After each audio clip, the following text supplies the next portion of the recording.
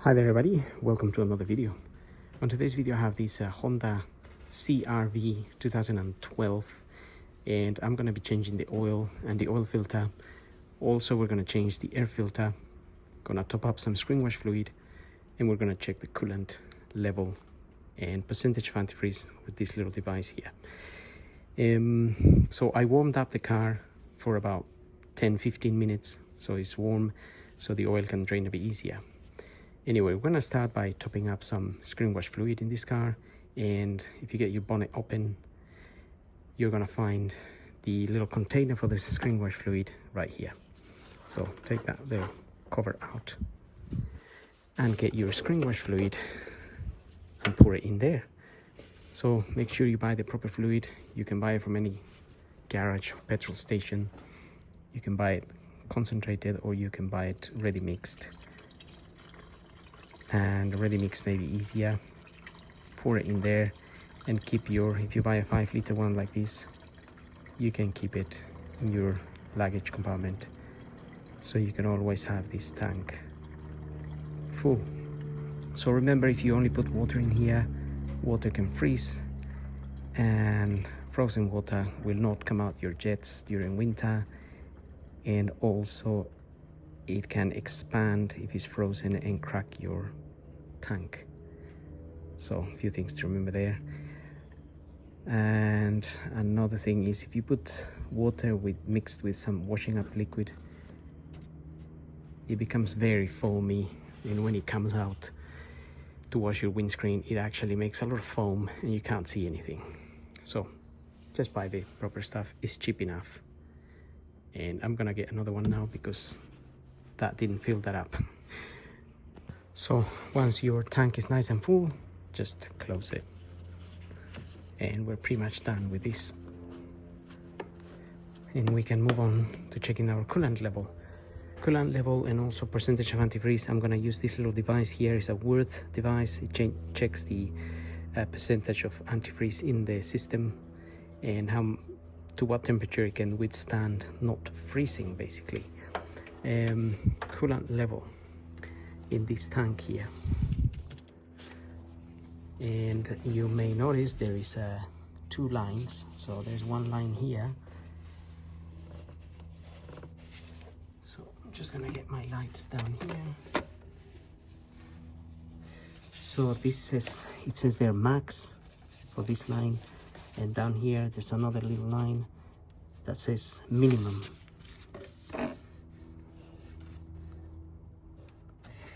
So those are your two marks. Now if I'm gonna shine the light at the tank so you can see the coolant there, and my coolant is basically between the minimum and the maximum, a little bit above the halfway, but that's what it is. So I'm happy with that level, no issues. If there was no coolant in there, that tank would look all clear like that, and then you would really want to find out why there is no coolant there. So there could be a leak somewhere or something like that.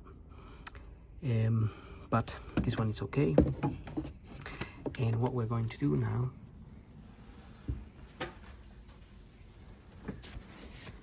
is open this expansion tank.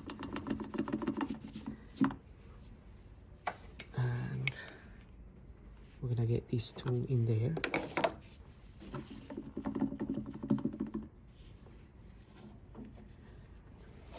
We're going to suck some coolant.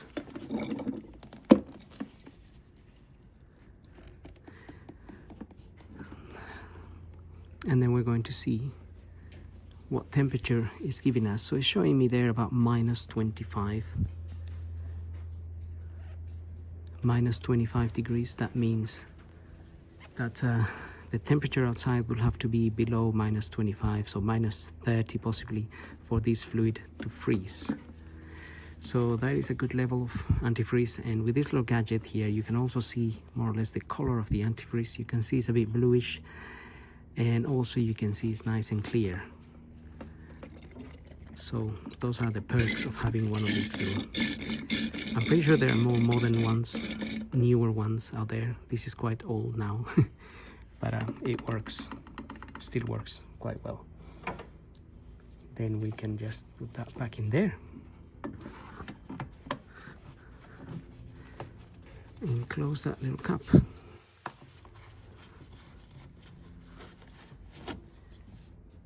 So I'm happy with the level, I'm happy with the percentage of antifreeze.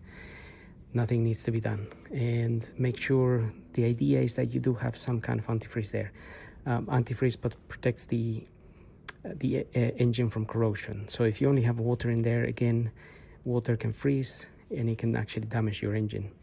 So, but if you're in another country, a very hot country, water is not going to freeze, but it's not going to protect your engine from corrosion, and then corrosion will start forming and damaging your head gasket and your cylinder head and everything else. So it's a good idea to have. In a very hot country, you're still going to have some sort of antifreeze in there. In a very cold country, you're going to have more antifreeze than what we have here. So that's showing -25, but in the North Pole, you might need up to -50 or more.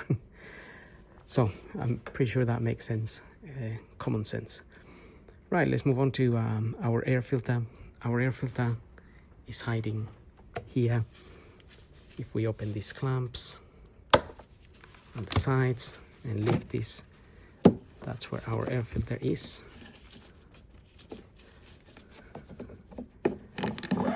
So if I can do it with one hand, you can definitely do it with two. It's not too bad, it's not the worst. It is looking a little bit dirty, but not dramatically bad. And what you can do is clean inside of here if you find it very dirty. Sometimes it is. So give that a little wipe, a little clean, and I'm gonna get my new filter. So this is my new filter from Blueprint. That's the part number there, ADH22282. Obviously make sure you have, if you're gonna order this one, before ordering, make sure you have the same arrangement, the same type. So we lift the cover and we slide our filter in there. Make a note that this bit here, it's facing you.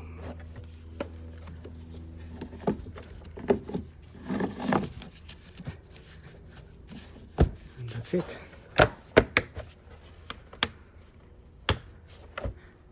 That is done. Easy as that. And now we're going to move on to our oil and our oil filter.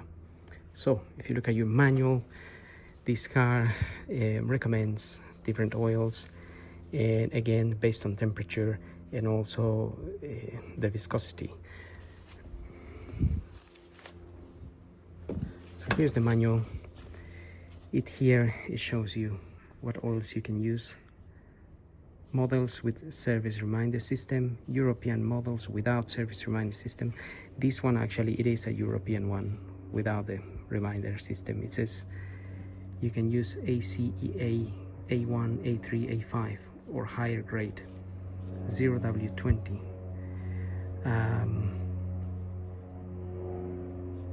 And then Honda genuine motor oil, except European models without service reminder system. Again, you have 0W30, 0W40, 5W30, and so on, 10W30, 10W40. Capacity 3.5 liters. If you change the oil filter, 3.7 liters. So in our case, 3.7 liters. And I'm actually going to be using the ACEA A3 5W40. So you can choose your oil. Again, depends where you live. If you live in a very hot country, you may want to choose a slightly thicker oil.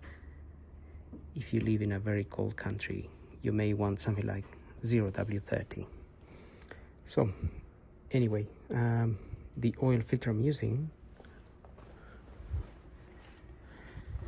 is this one here. Again, Blueprint ADH22114. It's that one in there. So before I get the car up, I'm going to pull the dipstick open and the oil filler cap here will open it as well if I can. I've got no strength these days. I may have to use one of these. Okay, just open that, and I'm gonna leave it there. This just allows a little bit of air into the system while we drain the oil from underneath. Just makes it a little bit easier. Right, so I'm gonna get the car up. We can drain the oil and change the filter. Now we're ready to open our sun plug bolt and drain the oil. We're gonna use a 17mm socket for that. So 17mm, and for the filter, for removing the filter, we're gonna use this socket, and this is the size of this is a 65 by 14. So that's what it says in there. That fits in there, and then we can remove it. But usually the way we refit it is by means of we fit this by hand. Right, let's get the sun plug bolt open first. Looking at the car from underneath here, make sure you get yourself an oil pan to catch the oil. That's the bolt we're gonna open.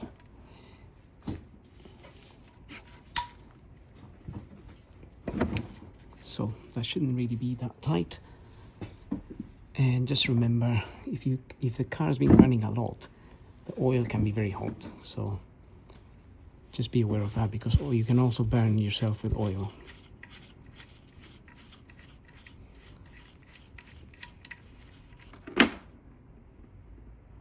And that is that. We're gonna let that drain.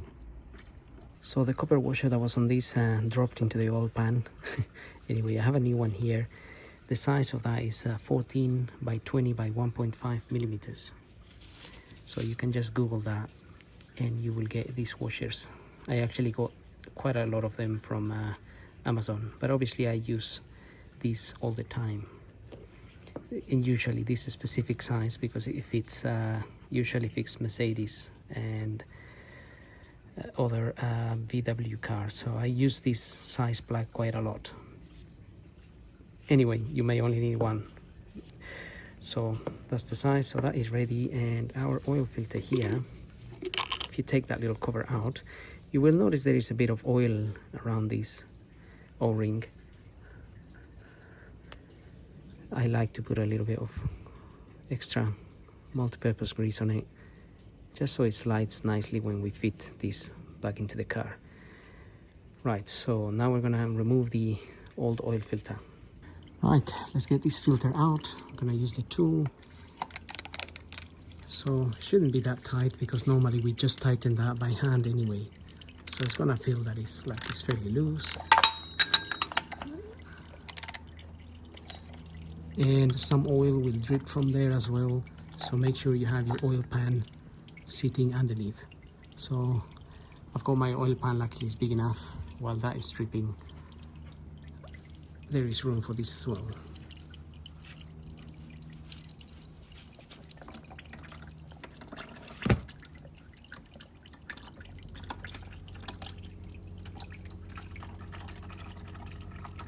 Gonna let it drip a little bit.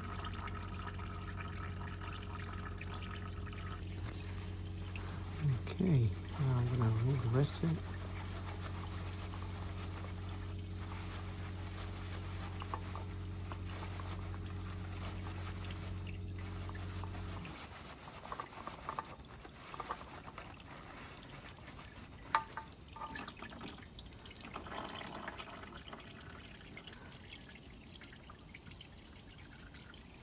And that is out. Okay, so just check the surface of where the filter sits and give it a wipe.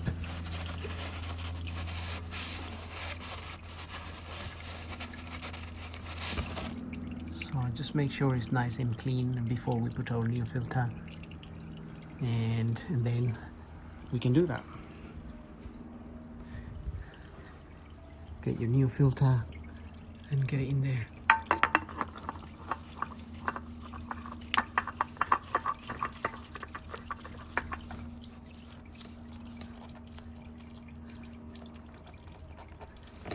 And just tighten that by hand. Don't use your tool because you can damage that.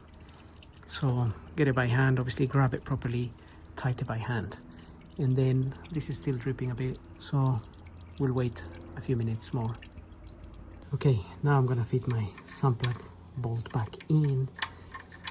And again, I'm gonna do it by hand, just get it all the way in as much as I can, finger tight, so I know it's going in the correct way. And then I have a torque wrench here. My torque wrench is set to 35 Newton meters. So it's a good idea to buy yourself a torque wrench and use it for the purpose. That way you don't damage your bolt and you don't damage anything, obviously, because if you damage your sump or your bolt, then that would be tragic. So get yourself a torque wrench, and now we are ready. So we just want to clean that, and we're ready to lower the car, put some oil. So I'm gonna use some brake cleaner here just to rinse the area here. Also, I'm going to rinse the area where the filter was, because there was some oil that came from the sides. All we want to do is leave this area nice and dry as it was. That way, next year when you do the service, if there is some oil somewhere here, then at least you're sure it's not from what you left behind before. It could be dripping a bit from the sun plug bolt, or from the oil or filter, or somewhere else. So, but at least you know you cleaned it. So, right, with that said, we'll bring the car down. Okay, it's time to put some oil. First, we're gonna have a look at our dipstick here, so we get an idea of how this works.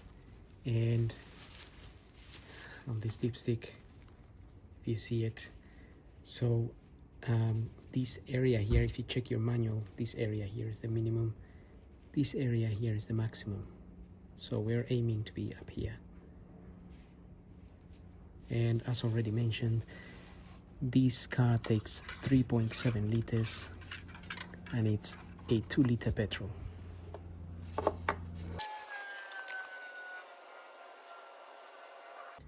Okay, I've got my 3.7 liters of oil in there.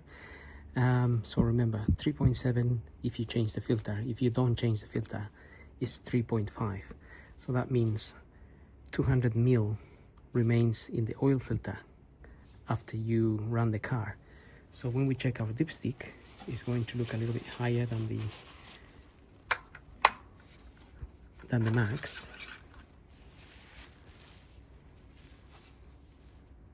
Okay, so the oil is showing to be somewhere up here. It's hard to see, but the shiny area is just somewhere up here. So once we run the engine, this will drop a little bit down, and that's because some of the oil will stay in the oil filter. So I'm happy with that level. We are on the full side of the dipstick. Make sure it's in properly.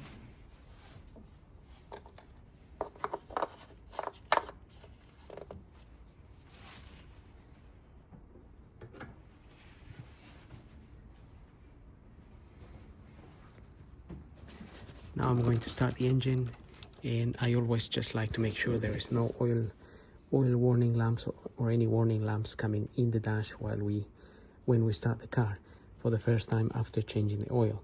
Also, just do a recap of what you've done. So we tighten our filter, we tighten our sun plug bolt, close these and close these. Right, sorry about that. I was just interrupted by my doctor. Anyway, so recap everything that you've done. Make sure you remember everything is nice and closed, and we got the oil in, so now we can start the car.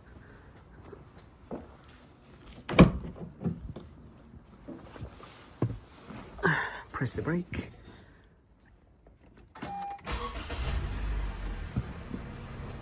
So car started, nice and smooth, no oil warning lamps anywhere here, and happy days.